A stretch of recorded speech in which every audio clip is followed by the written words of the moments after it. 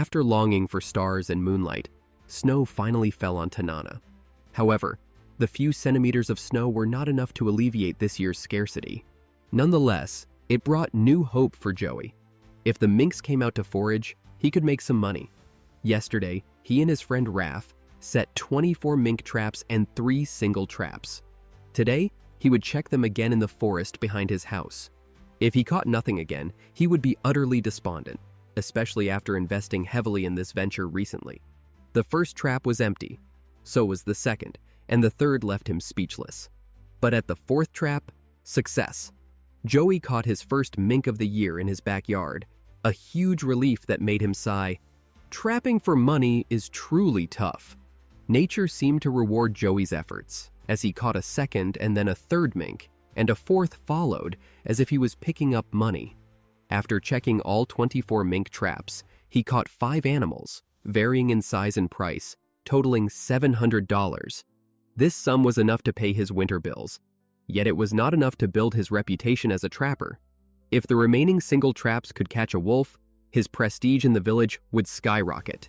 Trapping large game is extremely challenging, requiring both skill and luck. With each trap he checked, Joey felt a rush of excitement, uncertain of what he might find. One of the single traps was untouched, deeply disappointing him. There was just one more trap to check. Another empty one would mean a fruitless day. Unexpectedly, the last trap had caught a live wolverine, valued at $800. Though it wasn't a gray wolf, it was still impressive. Wolverines are fierce, bold enough to challenge brown bears with some chance of success. This fierce beast was trapped by just a toe, potentially able to escape or charge at Joey in a desperate fight. This was Joey's first solo capture of a wolverine, and he wasn't about to lose it. To preserve the fur's condition, he chopped down a tree. Joey planned to knock the wolverine out with the tree and then deliver a fatal shot with his gun. Facing the fierce wolverine, Joey was trembling, but couldn't give up. He needed to press on to become a true hunter. After finding a good opportunity, he struck the wolverine with a blunt blow, knocking it out momentarily. The stun would only last a few seconds, so Joey had to quickly use his gun to finish it. But at that critical moment, his gun jammed. Fixing it caused his adrenaline to surge. If the wolverine awoke then, he would have to start all over. Fortunately, he managed to fix the gun in time and successfully dispatched the wolverine. Today, Joey caught 5 minks worth $700 and 1 wolverine valued at $800, totaling $1,500. But for Hunter Joey, it wasn't just about the money. It was about the glory of being a trapper. Hunter Stan and Joey are preparing for the polar night in Tanana, which will plunge the area into endless darkness. People will have to stay indoors and need to store enough food, water, and firewood. Stan's family is short on wood, so he took Joey and Caitlin to the Yukon riverbank to collect wood. During the cold winter, dry wood is hard to find. It took the 3 of them a great effort to gather enough wood for a truckload. Since Joey had moved into his own house, he needed heating too, so they collected another truckload for him. Not managing a household, one doesn't realize the cost of necessities.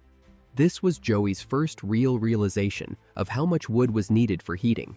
Life here changes fast, and outsiders can't keep up with the pace. Even Stan, a lifelong resident of 40 years, finds it challenging to manage comfortably. At the end of autumn, Joey missed the chance to get meat for his family. Now, with the moose season reopened for 10 days, he and his father are determined to hunt a moose. Otherwise, their family might face starvation. After collecting firewood all morning, Stan began to prepare their gear in the afternoon and set out on a snowmobile to increase efficiency. He then headed to Joey's cabin to meet up. This hunt is crucial. Without securing meat, their other tasks cannot proceed normally. Although snowmobiles are fast, their noise can scare away the game. Upon reaching the hunting ground, they quickly found fresh moose tracks. The tracks went in 2 different directions, suggesting the presence of 2 moose nearby.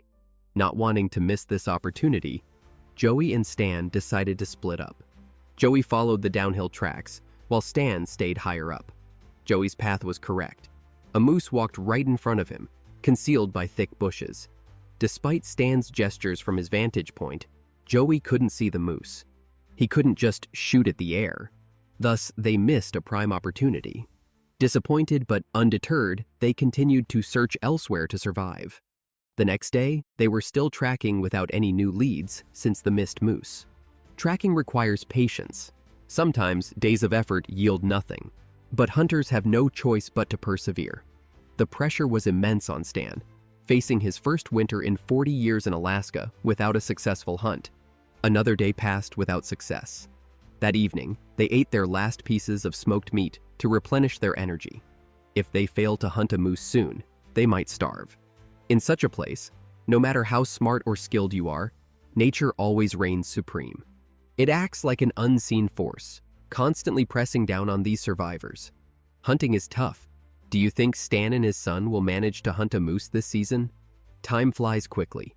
Stan and his son have been out for 8 days. Now, there are only 4 hours of daylight left. In about a week, the polar night will begin. They must seize this final opportunity to hunt a moose. Fortunately, persistence pays off. Just as Stan was feeling disheartened, he finally discovered fresh moose tracks, indicating the moose was nearby. He quickly jumped on his snowmobile to pursue it. Along the way, his keen hunter's eye spotted an anomaly. Indeed, it was the prey he was searching for. However, they were more than 500 meters apart, well beyond shooting range. Sensing danger, the moose turned and fled. Stan had no choice but to ride his snowmobile to try and get ahead of the animal. A moose can run up to 55 kilometers per hour, making it difficult to catch up even on a snowmobile. Despite his efforts to get in front, Stan suddenly lost sight of it. The hunt failed once again on the 9th day. This was the longest Stan had ever spent hunting moose. Now, time was running out. If they failed to catch their prey, they faced an uncertain future. Joey suggested returning to the village to gather information on the moose's whereabouts, and then hunt in a targeted direction, potentially increasing their chances of success. However, Stan disagreed. With the hunting season ending soon, they could not afford to waste time. On the 10th day, the last day of the moose season, they planned to hunt until dark in a final attempt for food. They split up, hoping to double their chances. Stan quickly discovered a new set of tracks, boosting his adrenaline. He followed on his snowmobile, and finally, a large bull moose appeared, weighing over 1,000 pounds. Bushes obstructed his view, preventing a clear shot at the moose's vital organs. However, this might be his last chance. Without hesitation, he estimated the position, pulled the trigger, and hit the moose's vitals, killing it instantly. When the gunshot rang out, Joey knew his father had successfully hunted a moose. He quickly ran over to help. The moose could provide at least 500 pounds of meat for Stan's family, enough to last them through the winter. Joey immediately started eating the freshly cut tenderloin, showing how hungry he had been recently. However, grilling it would taste even better. For the organs, they only kept the heart and either discarded the rest or took it home to feed the dogs. Despite the difficulties of the hunt, the outcome was very gratifying. This was all thanks to nature's bounty and the persistence and effort of the hunters. After the trapping season began in Tanana, Hunter Charlie and his son Bob set traps along their family's traditional route. The bait they used was white salmon caught at the end of autumn, which had been left in a large pit outside their home to rot, attracting scavengers like martins with its smell. However, when they opened the pit today, they were shocked to find that maggots had eaten most of the fish due to previous unstable temperatures, leaving only a few pitiful pieces behind. With the bait gone, this season looked bleak. The remaining fish was only enough to set a few traps, and they had to quickly find a way to replenish it. Charlie's trapping line in the southeast of Tanana was about 80 kilometers long. They spent a lot of time setting up the traps, and could now check the traps they had set earlier. Finding wolverine tracks next to a trap initially excited them. Catching a wolverine could bring in several $100s, a great start to the season. Although the trap was triggered, it contained no prey, just a tuft of wolverine fur. The precious bait had been eaten clean. Wolverines are very smart and learn to avoid traps. making them increasingly difficult to catch. Charlie and Bob continued to check other traps, trying to catch the wolverine before it stole more bait. However, they clearly underestimated its ability, as it continued to eat the bait from each trap, much to the frustration of Charlie and his son, who were left with no solution. The next day came, and Charlie and his son were still chasing the wolverine. It was becoming more troublesome, stealing bait and even damaging traps. The wolverine was injured in the process, leaving behind traces of blood. Charlie was determined to find it and vowed to eliminate it. Just as they were about to confront the fierce wolverine, Bob admitted he had forgotten to bring his gun. Forgetting a gun here was almost like being irresponsible for one's own life. With no other options, Charlie told Bob to stay close for safety. After tracking it for a while, the wolverine appeared. Nervously, Charlie fired 2 shots but missed the running animal, and it disappeared into the forest. It was a wasted opportunity, but the battle with the wolverine was far from over.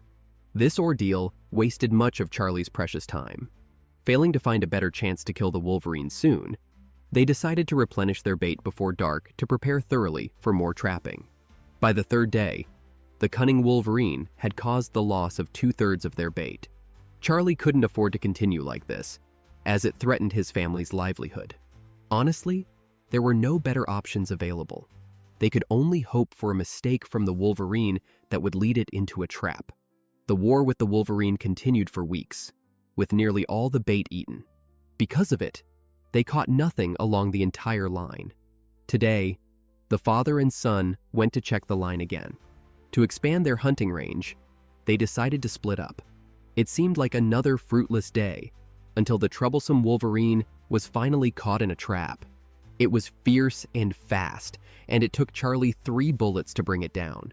This small wolverine had almost bankrupted Charlie's trapping line, proving why hunters fear it so much. Hunter Charlie finally caught the wolverine that had been damaging his trapping line. Although its fur could sell for $400, it was barely a drop in the bucket compared to his recent losses. After dealing with the wolverine, he and his son Bob returned to their trap line. To make money, they had to work hard, constantly checking traps to have a chance of harvesting more fur. Near one of the traps, they found bear tracks. Bears are common in Alaska, and encountering them in the wild is likely. For the struggling Charlie and his son, this was a significant opportunity. They decided to catch the bear.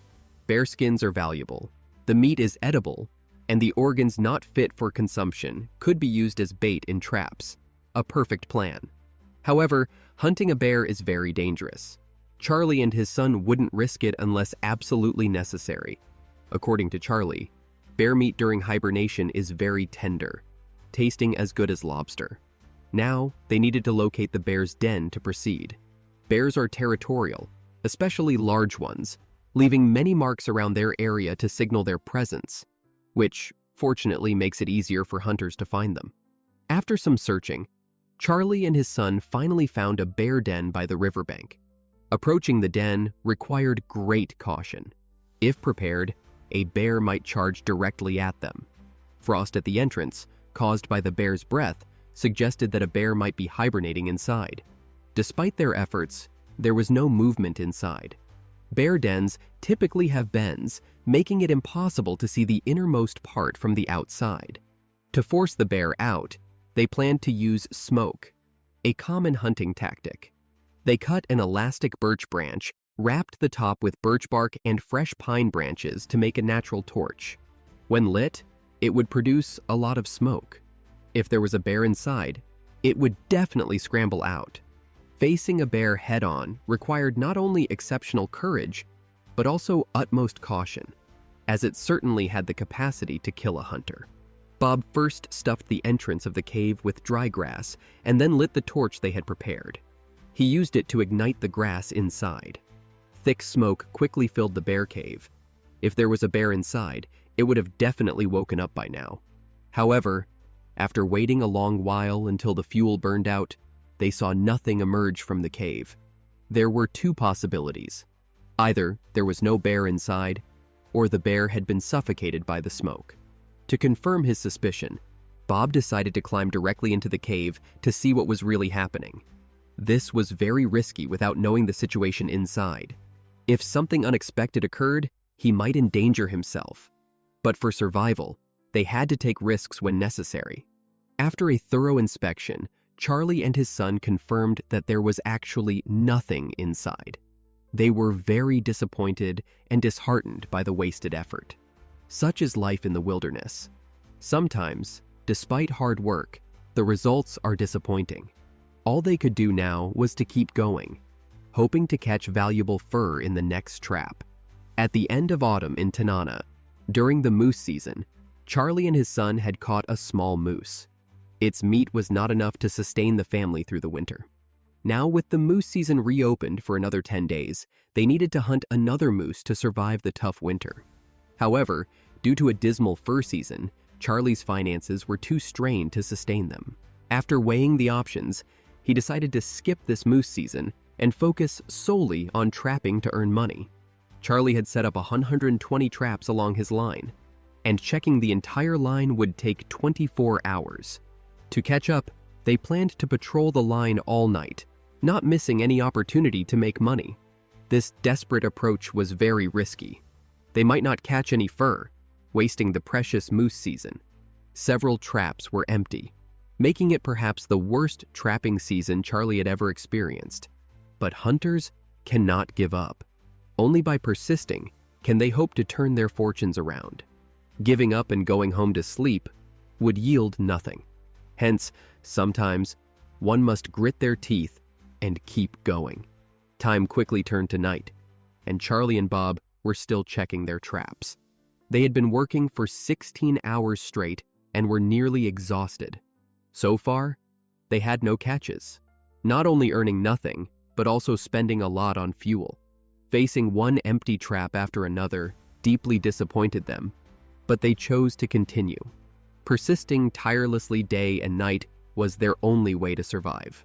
However, if they inspected the trap line without any change in luck, Charlie and Bob would have no reason to keep going. Hunting is a gamble, and now they could only pray for good fortune at the next trap. By morning, Charlie and Bob had been working for 24 hours straight. A full day and night of effort yielded nothing, leaving no time to hunt moose or fur to trade for deer meat. This was deadly for a family living in the wilderness. But the next trap seemed to bring a turnaround. They found lynx tracks on the path to the trap, exciting them immediately. Indeed, there was something in the trap. A live male lynx. A lynx has sharp hearing and vision with formidable fighting abilities. Handling a live lynx is dangerous, its claws capable of lethal damage. Learning how to kill it without damaging its valuable fur was essential for Bob to become a true hunter. They planned to use a noose to strangle the lynx quickly. Lynx fur is very valuable, selling for as much as $1,000. With this money, Charlie's family could comfortably get through the rest of the winter. However, the meat from one lynx was hardly enough for his large family. So, he needed to try his luck in the moose hunting fields before the season ended.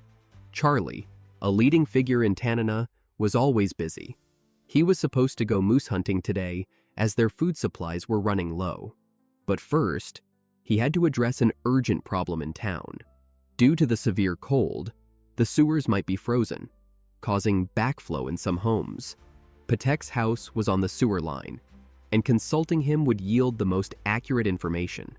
Upon investigation, his sewer pipe was already spouting water. If left unchecked, townspeople might fall ill within a few days.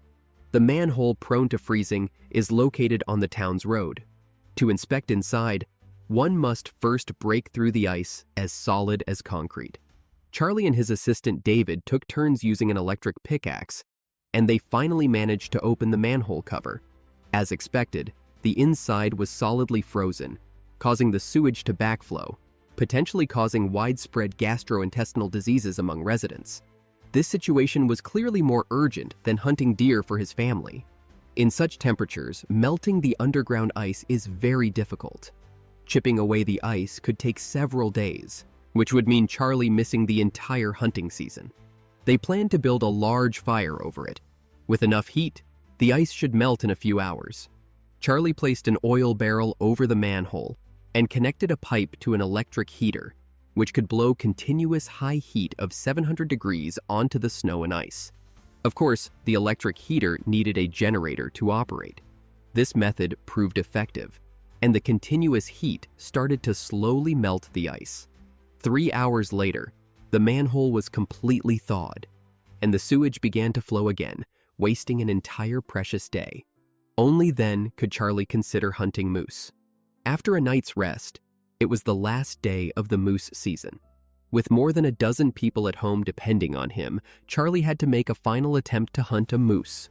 Catching a moose was very difficult. Stan and his son took 10 days to successfully do so. In dense bushes, Charlie seemed to have found his target, but the moose moved very quickly and soon disappeared into the forest. Charlie's motorcycle couldn't enter the forest, and he could only watch helplessly. At the end, as the sky darkened, he hadn't encountered any other game. Helping others, he sacrificed his own valuable hunting time. Now, with the perpetual night approaching, it was uncertain how his family would survive the season. In Tanana, Alaska, because this year's fur yield was extremely low, prices skyrocketed. Mink pelts that were once $100 a piece now rose to $150, yet some hunters managed to sell them for up to $500. The trapping season in Tanana was in full swing. Snow scarcity made it impossible for snowmobiles to enter the forest normally, causing many hunters to temporarily give up trapping, waiting to resume after the snowfall. Charlie did not want to stop, but hearing that his elderly mother was unwell, he had to rush back to his hometown, Rampart, to visit her. Bob took over the trapping duties. To cope with the snow shortage, he rode a slow, all-terrain vehicle. It took him twice as long to complete the route, increasing the risk of hypothermia. But for Bob, this was an opportunity to prove himself to his father, earning fur and income for the family, a source of immense pride. Charlie was worried about Bob. Young people can be overconfident, leading to accidents. Before leaving, he advised his son to prioritize safety, even if it meant taking a longer and more difficult path. However, Bob didn't listen and took a shortcut to reach the trapping line faster, which led to trouble. He encountered an unfrozen river blocking his path. Assessing the ice beside it, he thought it was strong enough. Yet, as soon as the vehicle touched the ice, it broke. Bob struggled for a long time, wasting much time, but luckily he managed to get ashore. Soaked and in freezing temperatures, hypothermia was a real danger. Unable to check his traps, he didn't head home but found a nearby hunting cabin to warm up by the fire. When he returned home, Charlie was back from Rampart. After hearing Bob's ordeal, Charlie was furious, but restrained himself. With the recent snowfall, Charlie urged his son to return to the line to make up for his mistakes. The new snow meant snowmobiles could be used and animals would be out searching for food, making it an ideal time for trapping. Upon reaching the line, the first trap only caught a small bird, worth nothing. The second trap was even worse, catching nothing at all. The following traps caught only more birds, frustrating Bob. If he had managed the traps properly the previous day, today might have brought more valuable catches like minks. The next day, Bob returned to the hunting grounds and finally caught his first mink of the year. Success followed as he started catching more consecutively. By the end, he trapped the largest mink of the day, potentially worth $180. Bob could now hold his head high in front of his father. The furs would be sent to Charlie's mother, Paige, for skinning and tanning, ultimately crafted into finished products.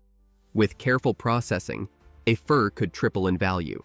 A pair of mink fur mittens could sell for $500.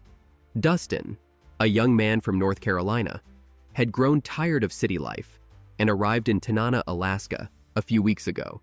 He took a job with the Moore family, prominent dog breeders, despite having no wilderness experience but harboring big dreams. The family patriarch, Patek, started assigning him tasks. Before the snowfall, they needed to relocate their 38 sled dogs to a winter site.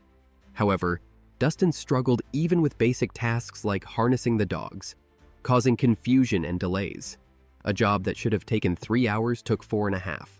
The Moore family also had an old dog named Biden, a former lead sled dog, now half-deaf and half-blind, often dozing off. Out of respect for his past services, Patek had retired him as a pet. Unexpectedly, Dustin accidentally let Biden loose, which greatly upset Patek, who urgently sent him to retrieve the dog. It wasn't until the next day that old Patek himself luckily found Biden in town. Life in Tanana is tough for outsiders to integrate into, especially when faced with local practices and jobs. Newcomers find it hard to find their footing.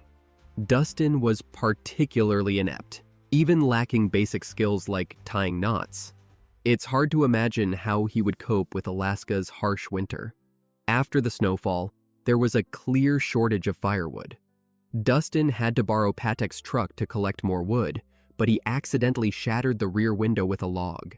His inability to handle even basic tasks put his relationship with his boss Patek on thin ice. Thomas, the young master, felt that Dustin's help made things harder than before. Moreover, Dustin avoided any labor-intensive tasks, prompting Thomas to report him to his father, hoping to get Dustin fired. However, Patek refused, wanting to give the young man a chance. Dustin did not rise to the occasion. Even when working alongside Patek, without direct instructions, he would stand idly with his hands in his pockets. Frustrated, Patek eventually lost his temper. Ultimately, Dustin was unable to meet the demands of the Moore family's work and was fired. A predictable outcome for someone perhaps not cut out for survival in such tough conditions. Now, he must return to the city life he detests and resume his former lifestyle. Honestly, I admire Dustin's courage to try, despite lacking the necessary skills.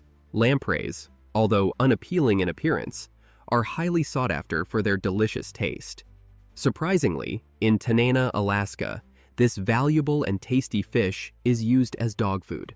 The Moore family, being major dog breeders in town with many sled dogs originating from their home, has a large demand for food.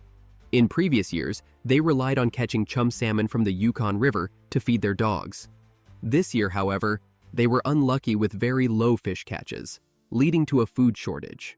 Buying commercial dog food would be financially impractical, so they continue to search the wilderness for supplies. Last week, Sam was given a trapping opportunity by the Moore family, sharing the limited resources of Tanana. Now, Sam is leading the Moore family to find lampreys as a way to repay them. Lampreys are rich in fat, and it's said that one lamprey can sustain a dog for nearly 100 kilometers of running.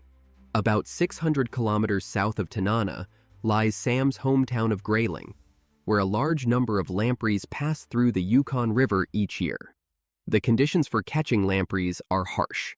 Their migration timing is unpredictable and lasts very shortly. From past experience, Sam knows the lampreys will pass through soon. They need to prepare 3 ice holes and have 3 people constantly on watch.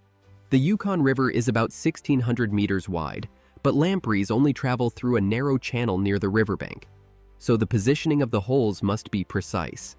After drilling the ice holes and setting up the catch boxes, they can't just wait for the lampreys to arrive.